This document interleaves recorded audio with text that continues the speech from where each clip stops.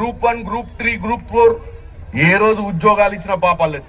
ఎప్పుడైతే అధికారంలోకి వచ్చిండో మాయ మాటలు చెప్పుకుంటా 10 ఏళ్ళు అధికారంలో ఉండి ఇక నీళ్ల విషయానికి వస్తే మీకు తెలుసు ఏమైంది. మీ పక్కనే ఉన్న కాళేశ్వరం మనకీడ ఇప్పుడే అన్న చెప్పినట్టు మున్సిపల్ బంగ్లా లేదు, రోడ్లు లేవు, డ్రైనేజ్ లేదు, కానీ 1,00,000 కోట్ల పైచిలకు పెట్టి కాళేశ్వరం కడితే కూలేశ్వరం అయింది.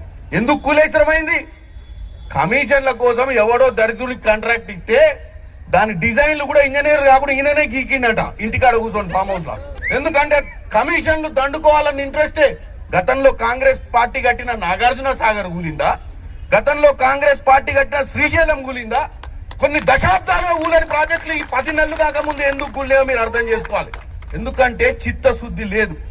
ఇక్కడ కూడా చేర్యాల్లో కూడా చెప్తున్నా, ముఖ్యంగా ఈ చేర్యాలను అటు ఇటు కాకుండా చేసి గతంలో ఒక ఎమ్మెల్యే ఉండే